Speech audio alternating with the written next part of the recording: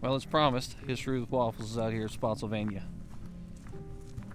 The battlefield is a very, very well preserved battlefield out here. It's one of my favorite locations to go to.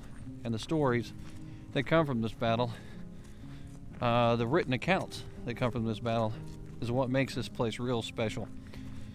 It's not just the combat.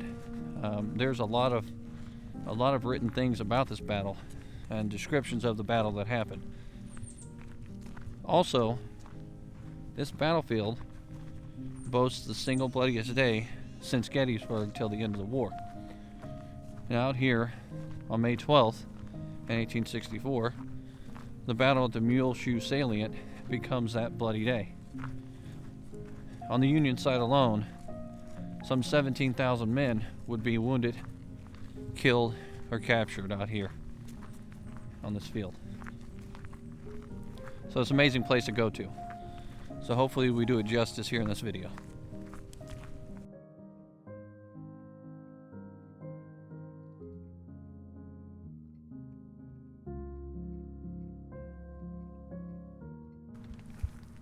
I'm out here at Spotsylvania this morning, and I'm walking the line where Governor K. Warren initially set up, right off from Laurel Hill. I'm going to take the path out here that goes out to where the Spindle House was, where the Confederates essentially set up shop to start the battle, the opening phase of Spotsylvania.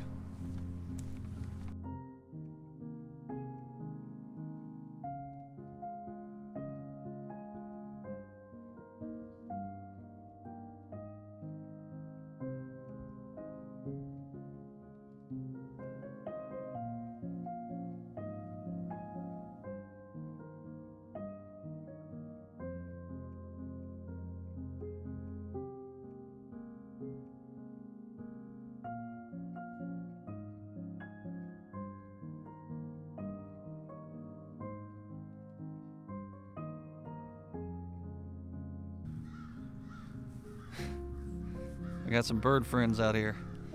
So I'm over here at Laurel Hill right now. This is the location where the Confederates set up shop for the battle that was to follow, which would be Spotsylvania.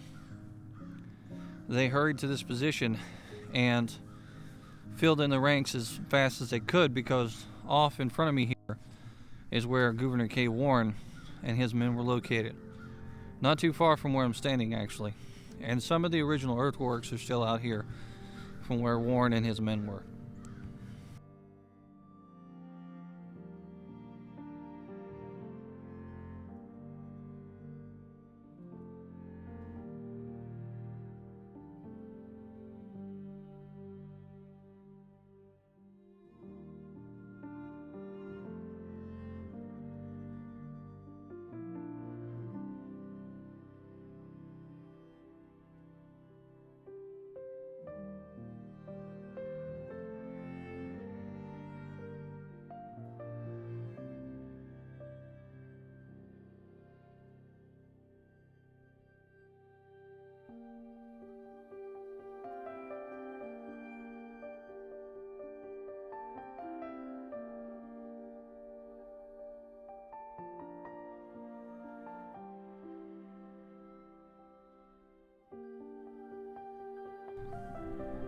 So it's May 8th.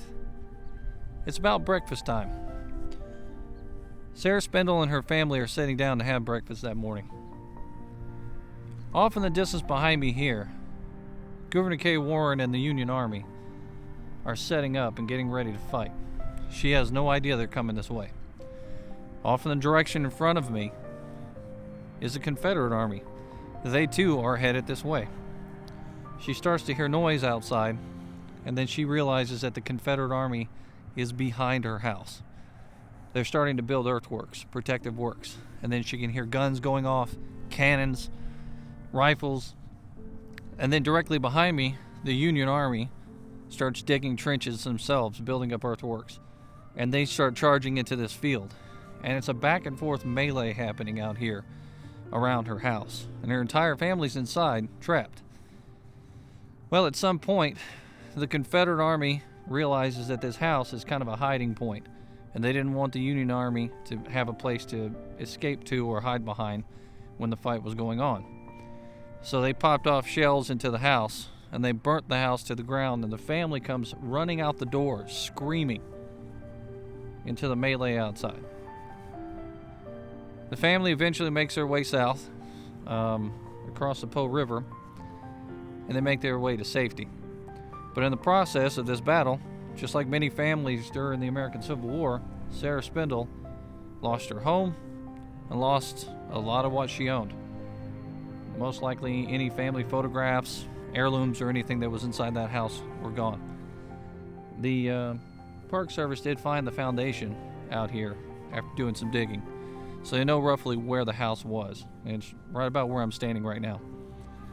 And it's up here near Laurel, or on Laurel Hill. Also, off in that direction, directly behind me there's a marker. You can't really see it from here because the trees are jetted out. But there's a marker across the street that marks roughly the location where John Sedgwick was shot and killed during this battle.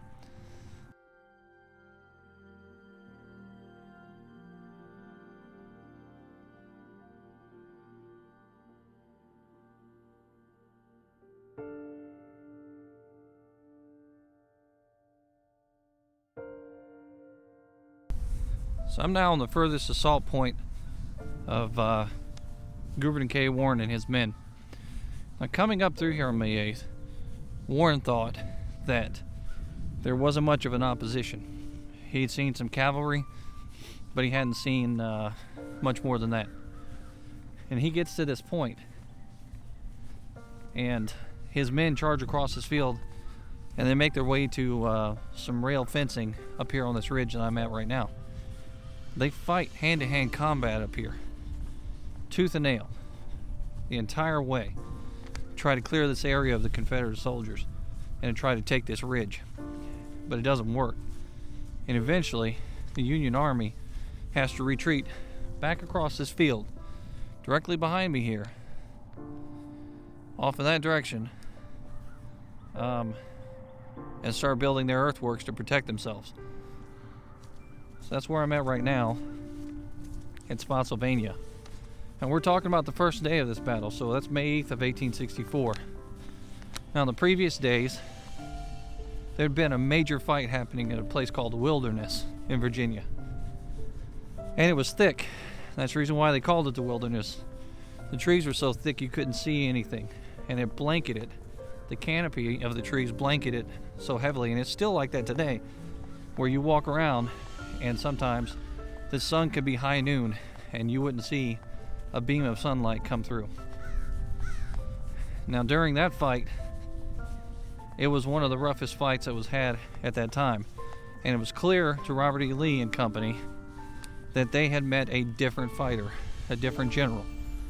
Instead of pressing an attack, retreating back across fields, and recuperating or moving on to another location back towards Washington, D.C., General Grant was going to press the attack.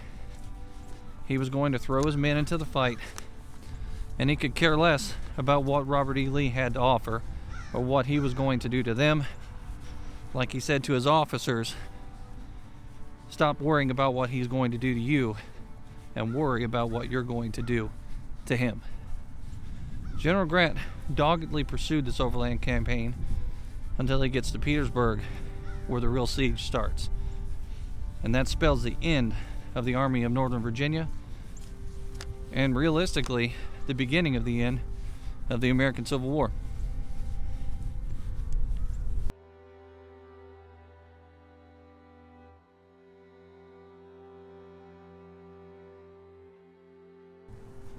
Now, off in the distance behind me here is Laurel Hill, which is where I just came from.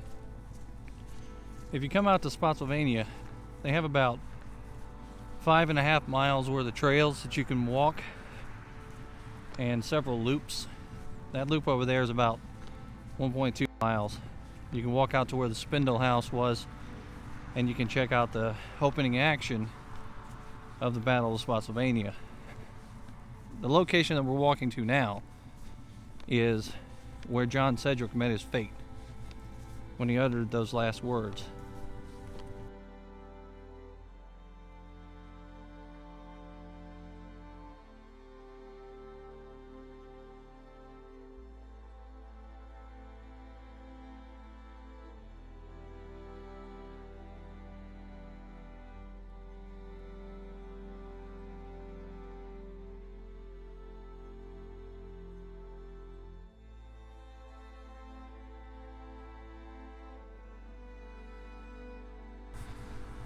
So I'm now at that location that we talked about earlier where John Sedgwick fell.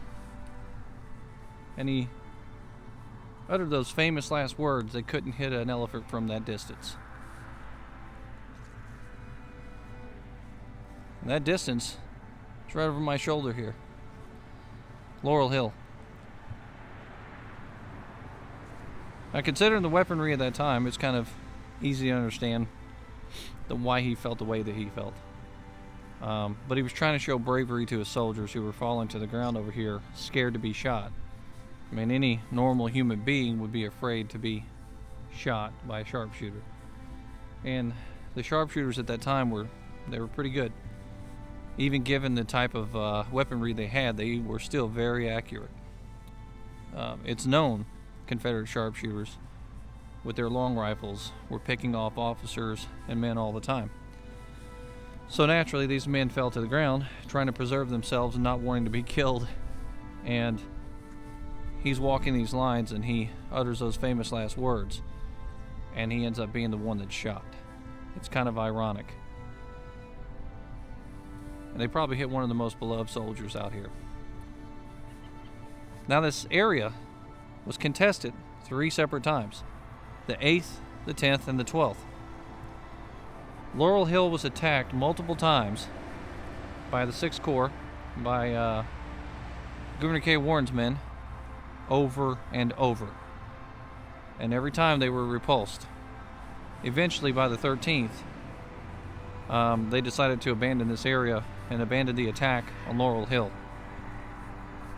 and move away. So now we're going to head off. We're going to go towards Emory Upton's attack, where he took 4,500 men down a road to attack an angle where the Confederates were. And the plan seemed almost perfect until it wasn't. And he didn't receive support in time, and he had to fall back. So now for a little battlefield orientation. Now off in this direction here, what we're talking about was Laurel Hill. So there's a hill over there with the Spindle House and the ridge line that runs in this direction here. You have Governor K. Warren's men behind entrenchments over here, across this road, and the 6th Corps stretching out in the direction that I'm at right now. And we talked about earlier the death of John Sedgwick.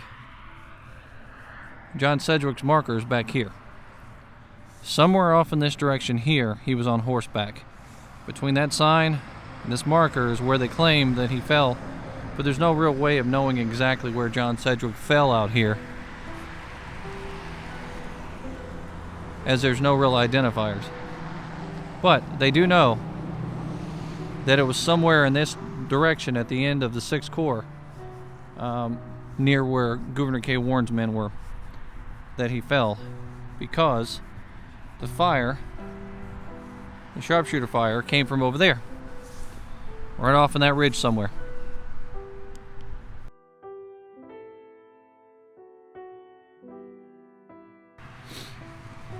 About the time that he says that, however, another bullet rings out, and that thick, sickening sound happens.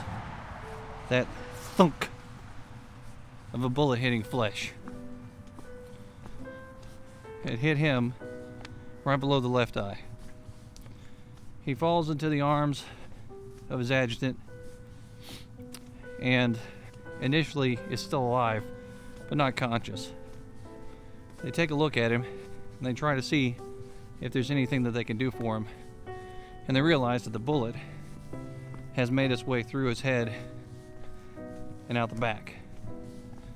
So John Sedgwick, at that time, was a 50-year-old man and one of the most beloved soldiers and officers in the United States Army. It wouldn't be too long after that John Sedgwick dies. His body is transported up to Washington, D.C., and then it's carted off to Connecticut, where he's buried with full honors. And old Uncle John would be missed by this army. So what were you doing when you were 24 years old? Perhaps you're a colonel leading 4,500 to 5,000 men against a massive wall of soldiers, trenches, bullets flying about your head, thousands and thousands of men dying. No? Well, me neither. 24-year-old today, the average 24-year-old, is probably worried about going to college, or if they're lucky, getting out of college, paying off their student loans. Emory Upton was a 24-year-old. He was a colonel in the United States Army. And he was out here at Spotsylvania. The leadership of the American Army at that time decided Emory Upton would be perfect to lead the assault in the center here at Spotsylvania. And he came up with this plan. He was going to stack his soldiers up and take 4,500 of them to 5,000 of them towards the Confederate lines. The first succession of soldiers would have their rifles loaded and capped. The next succession afterwards would have them loaded but not capped. And that first line, when it comes across the trenches, would spread out to the left and to the right to make a massive hole in the soldiers and try to roll them up. And every line afterwards would support that assault as they go through. And then hopefully, once they create that hole, another line of soldiers in support would come up behind them and support that fight. I'm walking on the road right now where those soldiers went during the wartime in 1864. And I'll take you out to the location where they came out of the woods just before the battle lines here in Spotsylvania.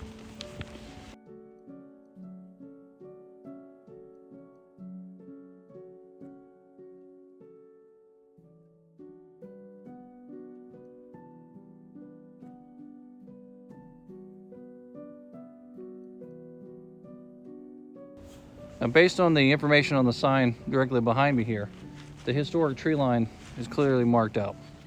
There's a bit of a gap here, and then if you flip around in this direction, there's a bit of a gap right over here. Now, during that battle, Emory Upton brings his men up to this point, and at that point, he has his men stacked up 4 rows deep. He deploys them into line of battle here, stretching them out to the left and to the right before heading into the historic wood line, which at the time is the wood line, and then charging across the field behind me about 200 yards to the Confederate earthworks. And that's when the real assault begins. Now, the Confederates had already suspected something was going on out in their front because the Union Army was flushing out the skirmishers from the field directly in front and from the woods behind me here. So when the skirmishers came across and knew that something was happening and they were letting their comrades know on the other side, the Confederates were telling each other to stand fast and be prepared and ready for a fight. And that's exactly what they got. Emory Upton and 5,000 men came pouring out of these woods, charging across the field and attacking the earthworks. And they saved their fire for when they got right up on the earthworks. It's something that he had done earlier in the war and found that it worked, and he deployed it here again. And initially it did work. And one Confederate soldier said on the other side that for about 30 minutes, all hell broke loose, and it was the worst time that they ever had. So for 30 minutes, the Union Army was defeating the Confederacy in the center. And then the Confederates came pouring back in. And that's when it was pretty much over with for Upton and his assault here on May 10th.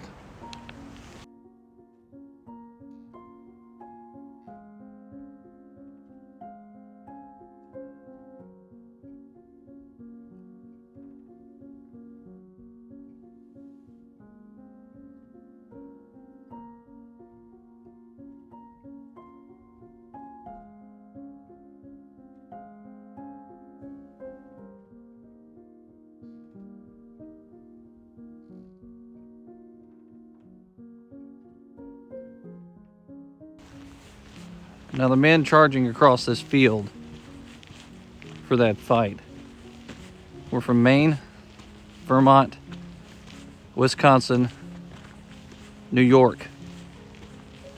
They were coming from the 6th Corps. And these men made their way across this field here to these Confederate earthworks up to a location known as Muleshoe Salient. If you think 200 yards isn't that far,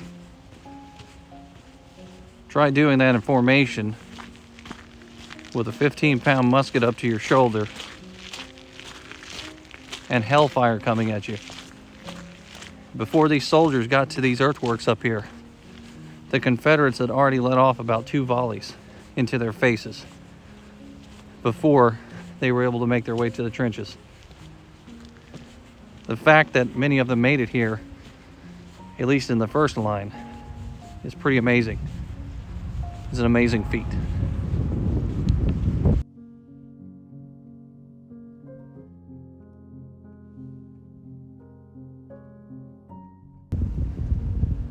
It's at this location here that Richard Ewell responded quickly to Upton's breakthrough. He came running up through here, and he was wading into the whole fight, and he's shouting at his men to not run. And he yells, "Don't run, boys. I'll have enough men here in 5 minutes to eat up every damn one of them." Many of the people that saw him at that time said that he was shouting furiously. He seemed to have fire in his eyes. And before too long, he was able to get men over to this location. So now I'm retreating from the position that Upton was at, and I'm walking back down that road, that same road that he took with his men. And in the position behind me here, Ewell brings up his men and adequately defends the earthworks that were once in that location. Upton manages to capture about 950 Confederate soldiers. And without support, he's no longer able to hold this ground.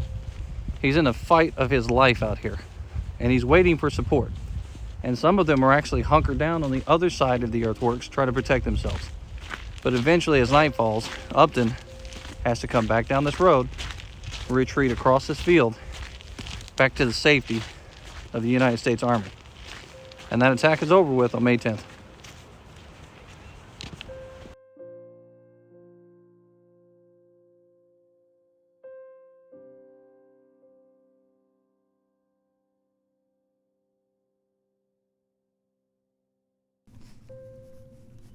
So it's early morning out here at the Muleshoe Salient.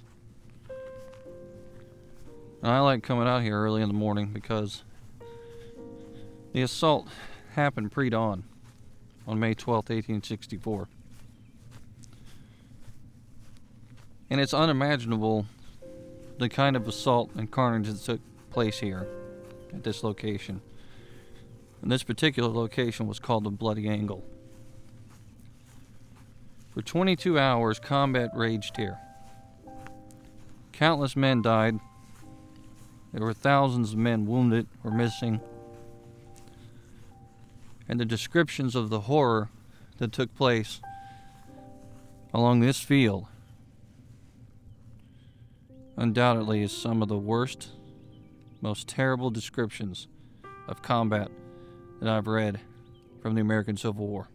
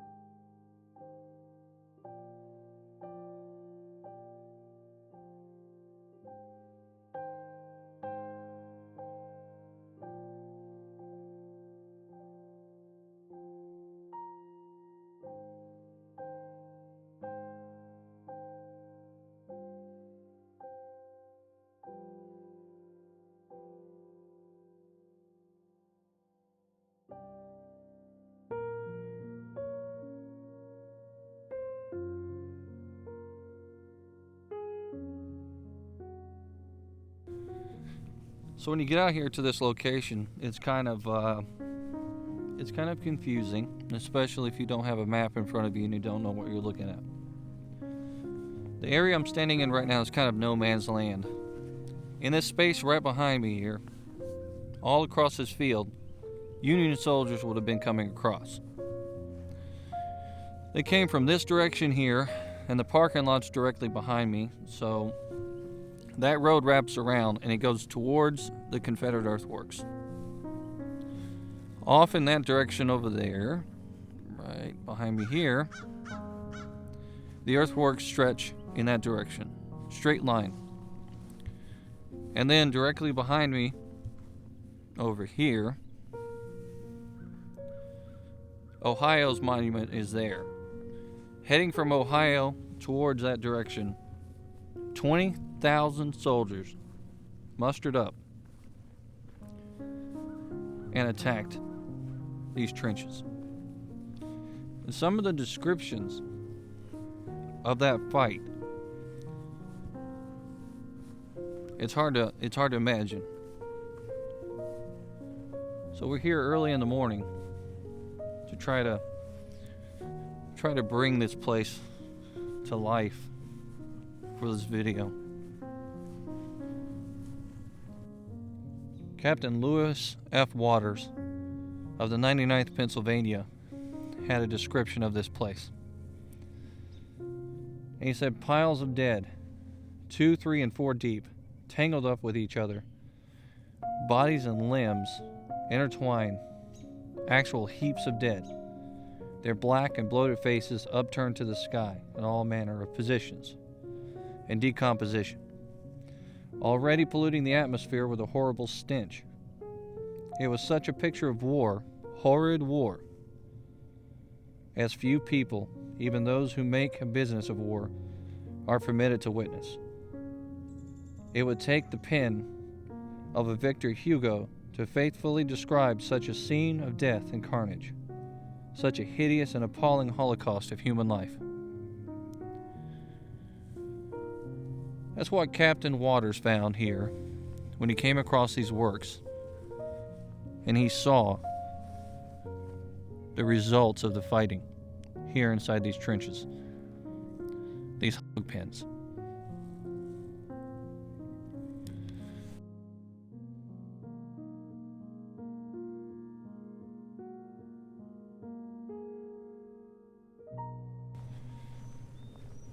Walking out here, knowing some of the things that I've read, it really adds something to this place. There was one such description of the fight that happened out here. It really paints a picture of the intensity and really the duration of the fight. One officer described a young man coming across the works during the early stages of the battle on May 12th. And he said the man was struck as soon as he came to the top of the works. But he fell across the works, and as the fighting continued, his comrades knew exactly where his body laid, so they were able to come back and find him and give him a proper burial, or at least what kind of a burial they could give him at that time. But they said there would be no way for them to have identified him had they not known where he fell. Because when they came back, the body was a pile. It was just a heap of flesh. He called it a human sponge. He said the man had so many bullet holes through him from the firing that came across the earthworks from one side to the other, that so many bullets passed through him that it turned him into a literal sponge. Now that's a description. And as I walk out here at this bloody angle and I see mounds of dirt like this right behind me, I kind of imagine that body being on top of that dirt. That American soldier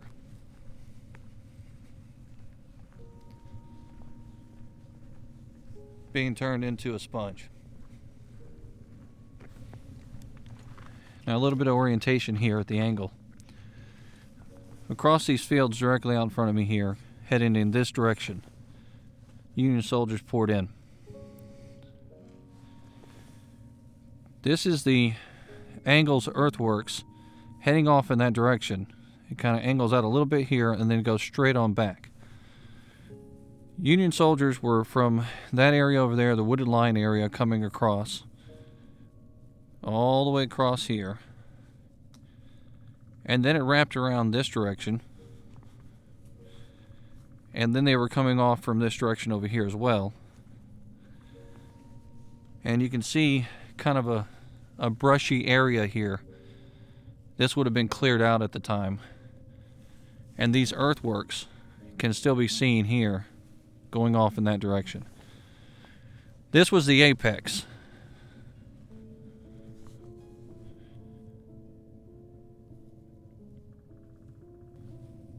Behind me here is a small bridge that walks you across what is known as the apex here at the Muleshoe Salient. Now the reason why this location is important is there were some 30 cannons placed out here because they knew that this point was probably the most vulnerable point in the battle line for Robert E. Lee.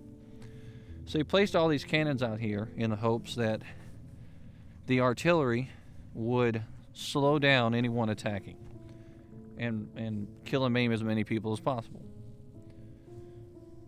May 11th, Robert E. Lee feels like he knows his enemy.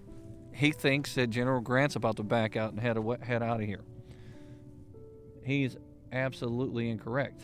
What actually happens is Grant sticks around and comes up with a battle plan to leave early in the or to fight here early in the morning. Lee pulls out some 30 cannon from this location. He leaves maybe 4 or 5 behind. Then they start to realize that there's noise rattling around. Something's about to happen. So they start trying to put more cannon back in this position. After the fight's already started, they get the cannon back over here, and 20 of those cannons fall into enemy hands. It's too late for it. It's one of the rare occasions when Robert E. Lee actually miscalculates and ends up losing a major part of his army at that time. I mean, the artillery portion out here at this apex probably would have made a major difference had it been here and in place when the attack starts. But it's one of those instances where if he's wrong and Grant is heading away from this location, or if he's right and Grant's heading away from this location, then he looks like a genius for pulling the cannon out of here. So it's kind of one of those what-if moments in American history, American Civil War history.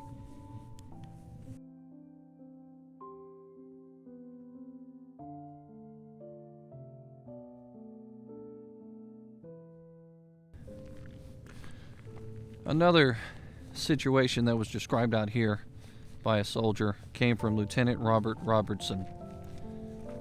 And he was talking about being told to retreat or fall back to another position.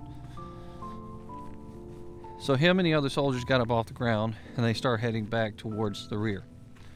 And as they're running as fast as they can to get away from this position, a solid shot passes between him and another soldier and actually knocks the head off of a soldier that's directly in front of him. And he said he had heard people describe seeing something like that, but he had never seen it before himself. He said the head got knocked off completely and clean, and the body kept running for a yard or so. So imagine that. You're running across this field. You're already trying to make your way back to the rear to safety because you've been told to retreat and reform. And the guy in front of you that's the furthest away from the combat, you would figure would be the safest. Turns out it's not so much, especially when you're talking about a cannonball coming across the field. It knocks his head right off his shoulders. That spells the end of his day right there, his life. It's just amazing, the description. But that's a lot of what comes out of this battle. the descriptions that come from here are just tremendously horrific. The fighting that happens here is amazingly horrific. For 22 straight hours, the combat continues and rages on from May 12th to the 13th. And the fighting doesn't end with just the Muleshoe. You want to step back in time as closely to the period as you can. You come out to Spotsylvania, to this battlefield. Make your way out to that bloody angle, and then find some of the trails that lead off into the distance. I'm in the middle of one of those trails. This location, unless an airplane passes overhead, it's kind of hard to see anything from our generation out here. There's nothing but trees, underbrush, earthworks all around. It's a pretty amazingly preserved spot. It's something else. So if you get the time to come out here to Spotsylvania and check out this battlefield, I highly recommend it. For all of you that have been out here before, if you think you've seen everything, think again. You could come here probably 1,000 times and still not catch every single thing that is out here to be seen at this battlefield. Now it's kind of hard to see today, but these are trenches coming through here, and that bulge coming through this direction here is part of a traverse. There was a series of traverses in these fortifications that are out here, and this is what we call the hog pen. Now, at one point, traverses were built on both sides of these works out here because these lines would have been incorporated in both Union and Confederate lines eventually. So it's kind of neat. There's a lot of growth out here. It's very hard to see some of this stuff, but the lines would have wrapped around for a very long period in the trenches, and you would have seen those traverses. So the men that are out here behind these Confederate earthworks, they hear a lot of noise, a lot of rustling in the pre-dawn hours, and the rain's falling, some mist across the ground, and as they hear the noise getting closer, all of a sudden there's an attack, and the attack is the 20,000 men from Hancock's corps coming across here, and the attack happens so swiftly, and it's such a shock that it catches a lot of people off guard. Now, two such people that are caught off guard were in the position just directly behind me over here. General Johnson and General Stuart of the Confederacy were in around about the same location over there, and a gun recoiled and knocked Johnson to the ground. And before he could get a chance to get to his feet, Union soldiers had swarmed around him and his comrade there, General Stuart. The both of them were picked up off the ground and carried to Hancock's headquarters. Johnson extends his hand and shakes Hancock's hand. Stuart, on the other hand, declines to shake his hand and said, "Under the circumstances, I decline to take your hand." Hancock jumps to his feet, looks at him, and says, "Well, under any other circumstance, sir, I would decline to take yours." That's the kind of hatred that's going back and forth here after 3 bloody years of combat between the combatants. When the situation's over with, however, the two generals are taken outside, and they are placed under guard by African American soldiers, who then take them north to a Union prison camp where they stay prisoner for the next 3 months. So you can already see things are changing, and changing rapidly, not only within the United States, but within the United States Army. And this fight is grinding to a point to where the pre-war relationships are no longer there. The courtesies that people used to give each other are no longer there. They're tired of all of that. They want this war to be over with. And not only do they want it to be over with, but but they're probably thinking about all the people they've lost along the way. All the loved ones that have died, all the friends, all the soldiers, the United States soldiers that have died, trying to unite the country, trying to fight for what is right. And the men on the other side are still just as fervent about their feelings and what they're doing. They still believe firmly that they're going to win this war. And it's not until they get to Petersburg and start suffering that siege that General Grant is so well known for. It's not until they get there that this army is really on its heels. Combat out here is a lot like it is in other places and other locations. It's a pretty amazing story. And if you get out here to Spotsylvania, there's a sign that kind of pinpoints or marks the location where that took place.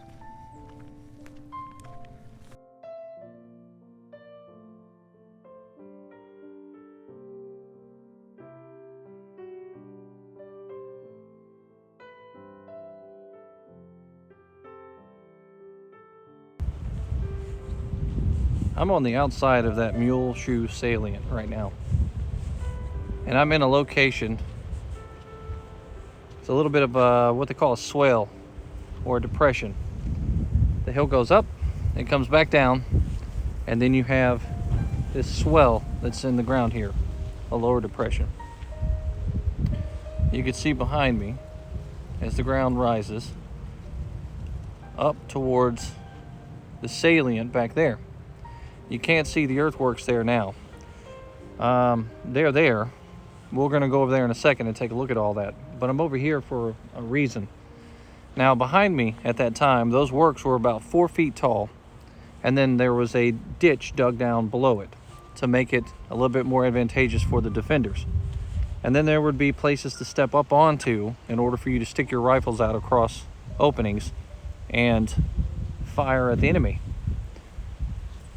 J.W. Muffley of 148th Pennsylvania was a part of that attack that came up across this swell. And he described this location here, that as the rain started to fall, the men were trying to drink water from pools that were on the ground. And in this swell, the water had started to collect and mix with the blood until it was a giant puddle of basically red water. And the injured and dying men that were out here were crawling themselves to that puddle of water and drinking from it. So imagine that description. And the fighting that happened here was continuous for a very long time. Some of the most intense fighting of the American Civil War. And we're talking close to 22 hours of continuous fighting. And stretched out all along these fields here would be man after man falling, wounded, looking for some comfort or some help, but nothing would come for a long time. Another man in the United States Army described seeing a man laying across a cannon, and that man's body had eventually been torn in half by the amount of bullets that passed through it, and his legs had fallen off from the upper part of the torso, which still laid on the cannon. The legs were on the ground, the entrails were coming out, and the body itself was laid across the cannon. So we'll take you over to where that salient is so you can see what's left of the earthworks and the location that was so heavily defended by the Confederates and so hardily won for a steep price by the United States Army.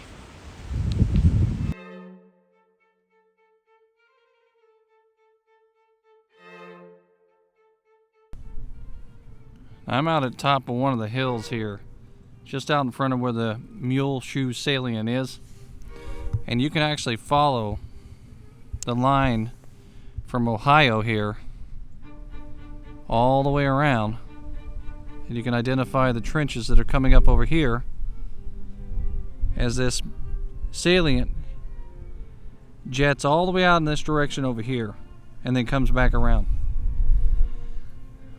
Across this field in front of me, this is the location that the United States soldiers are coming from. And they have to come across this open ground early in the morning and make their way up to this point.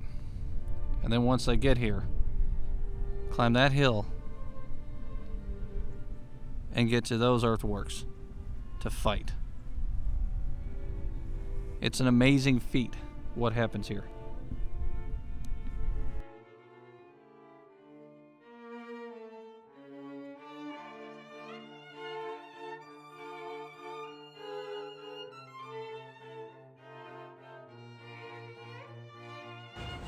Now these same works, J.W. Muffley says he saw a Captain Lincoln come up over the works and be shot dead on spot. And then another man, after seeing that by the last name of Jackson, comes up over the works. He's a 17-year-old boy. And he yells, "Damn you all to hell, you SOB." And he throws his gun with bayonet on it like a spear. And it lands into the Confederate that shot the captain. And he said that the bayonet went through the chest of the Confederate soldier, and about 4 inches of the barrel ends up in the chest. How true that is, I'm not sure, but it's just one of the many instances of the type of hand-to-hand combat that took place out here at this salient across these works. In a minute, we're going to be over in an area, a low depression, just on the other side of these Confederate earthworks, where Union soldiers actually huddled around together, low to the ground, trying to protect themselves from the fire that was coming just across the works. Another one of the rare occasions where enemy are just mere feet apart from side to side, from which side or the other, firing at each other over top of these earthworks. The location I spoke about is right here. You have to remember, the earthworks that are stretching out in front of me here were 4 feet high at the time. And just over here in this direction is that depression that I'm talking about. And down on the ground, those soldiers laying, trying to shelter themselves, lay down.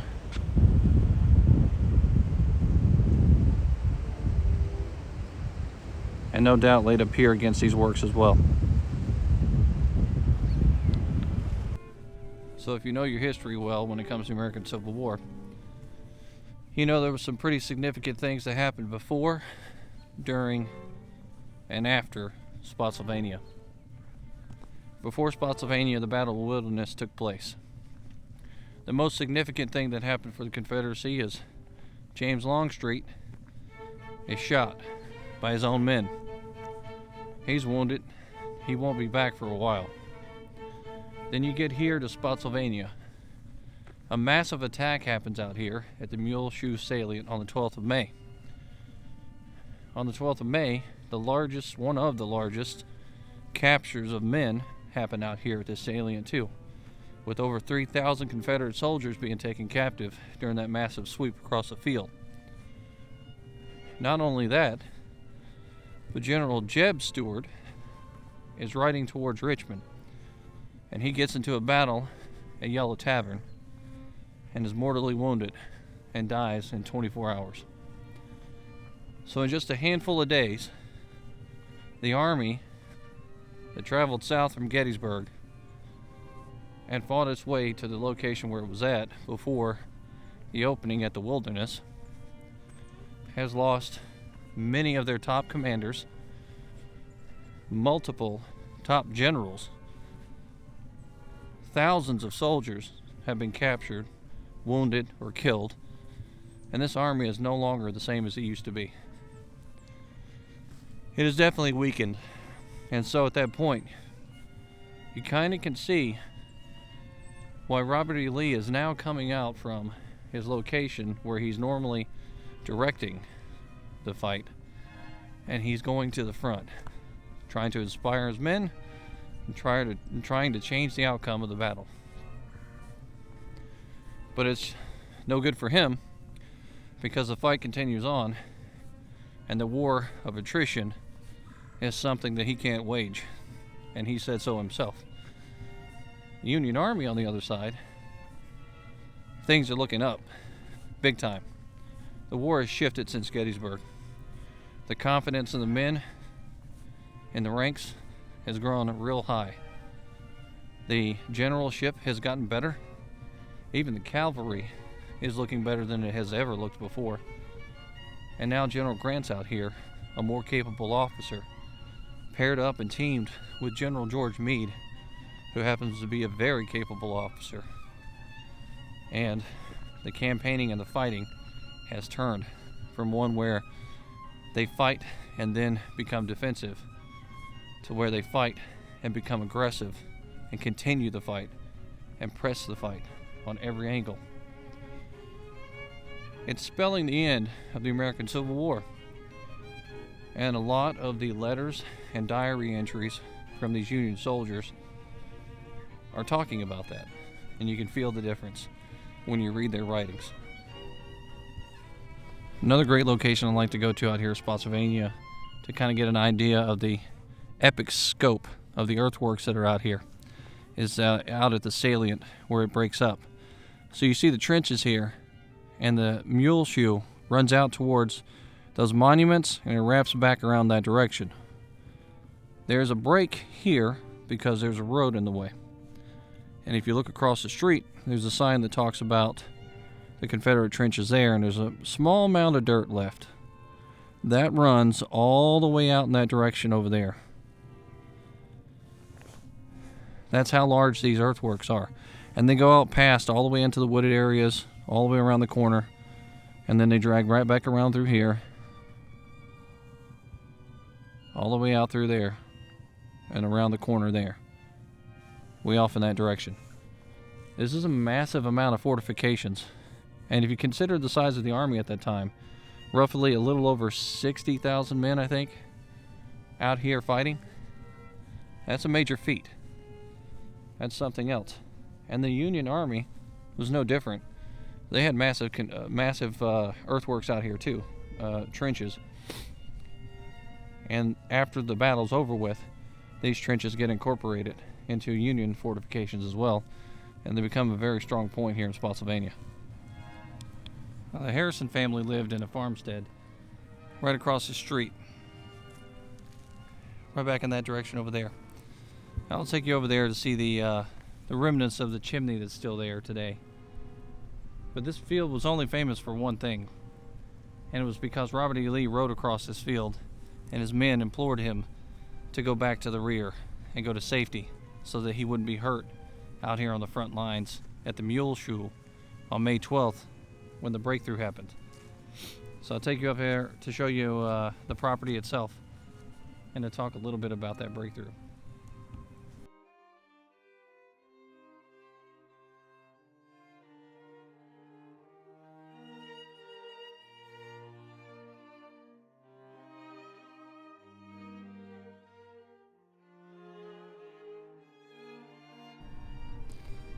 I'm at the site of the Harrison house out here at Spotsylvania battlefield. And on May 12th, when that breakthrough started to happen over at the Muleshoe, here on Harrison's property, out in the fields in front of where the house is, Robert E. Lee rides out to the lines, and he's desperate. He knows he's got to do something. So he takes his way out to the lines. The men start grabbing the reins of his horse. They start yelling at him, "Lee to the rear, Lee to the rear." It was one of multiple attempts for him to rally his men and to make a dent in this fight, because he knew something had to happen. You could sense the desperation in his action. But here, on this field in front of this house, is where that took place.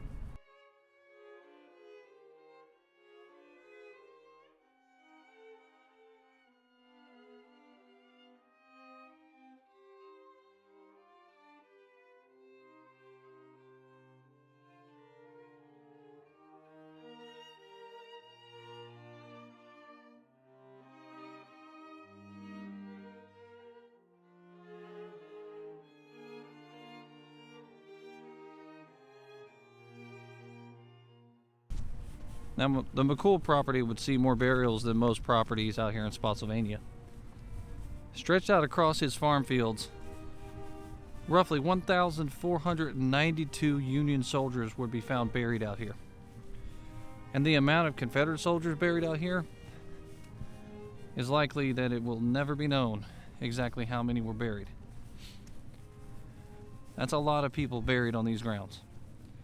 Eventually, the United States comes back to this property once the war is over and reinterrs those bodies into a national cemetery.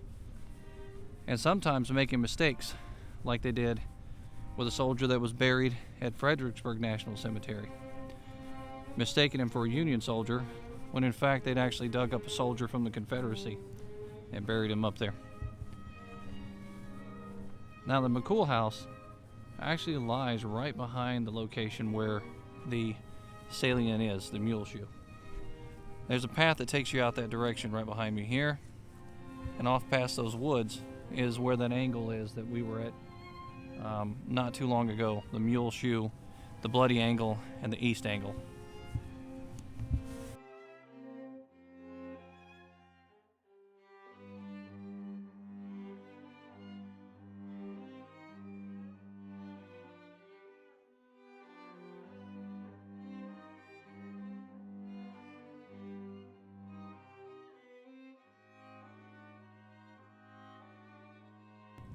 So no story is complete without talking about Ambrose Burnside. His 9th Corps was out here, and he was also ordered to take part in that assault against the Muleshoe Salient. Burnside's men organize up and get ready for the attack. And they're facing Lane's North Carolinians. Lane's North Carolinians are ready for the attack. There's a spot in the earthworks that you can go to today that are cleared out. You can actually walk up to and see where the North Carolinians were. Burnside's men get up there, and it only lasts for a few minutes, the attack does. As they get up there, they're hit with a heavy volley, a massive attack, an assault. Their assault fails, and then they fall back to this place right here where I'm at right now, into those woods. And they start digging in, and they get ready for the fight.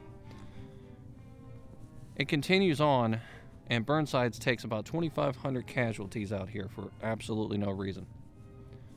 Now you consider Burnside's history. 1862, he was the commander of the entire army at the Battle of Fredericksburg. And shortly after that battle, he loses his confidence. His officers around him lose confidence in him, and he resigns his position. And now here he is in 1864. General Grant is in charge of the entire army, and the Army of the Potomac is under General Meade.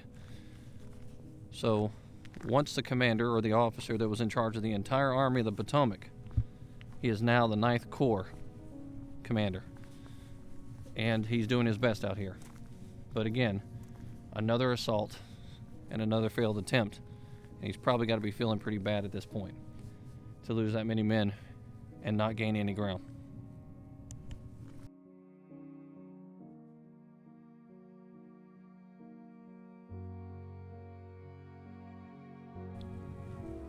I'm at the location called Heath Salient. And it was a corner that stuck out a little bit out here on a hillside on the eastern face of that Muleshoe Salient that we were talking about earlier. And there was thought that there could be a weak spot over here.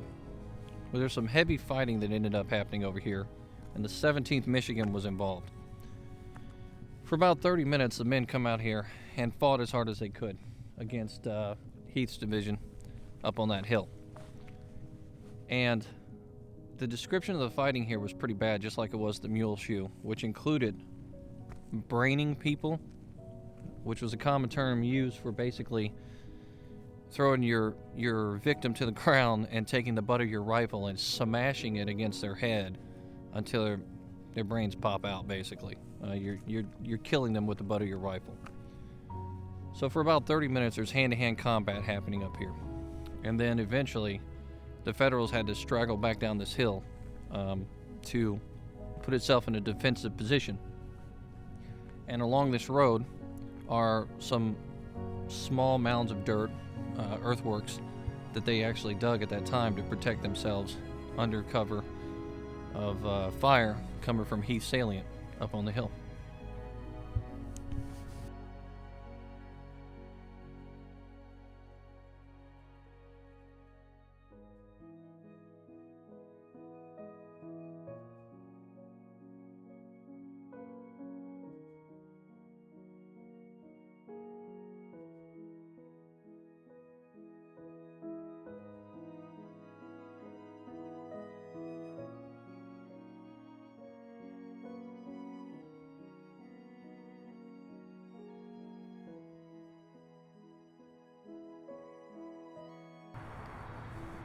Well, I have the Fredericksburg Road right behind me here, and this is the next location, I guess, really to talk about what's happening out here. So that road was the main bloodline for the Union Army. It carried the supplies back and forth here. Loads and loads of wagons of supplies, and then eventually the wounded soldiers would be carried from this location on those wagons as well. The Spotsylvania courthouse itself is off in the distance in this direction here. And that's really the crossroads out there is what the Confederates were trying to protect and keep the Union soldiers from taking. 3 additional engagements happened out here on the 14th, 18th, and 19th. And all 3 engagements were fought pretty much to a draw. General Grant realized he wasn't going to make the difference that he thought that he was going to make out here at Spotsylvania. And so he withdrew from this line and he travels further south. And that's when the Confederates meet them at North Anna River for the next engagement. I hope you've enjoyed this video. It's been a lot of fun to make, and I can't wait till the next one.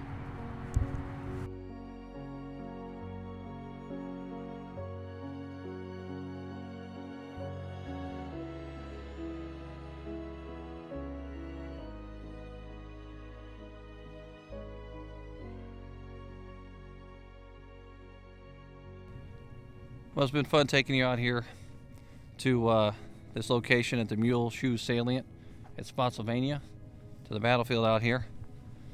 And I've loved every minute of it. I hope you guys enjoyed the video.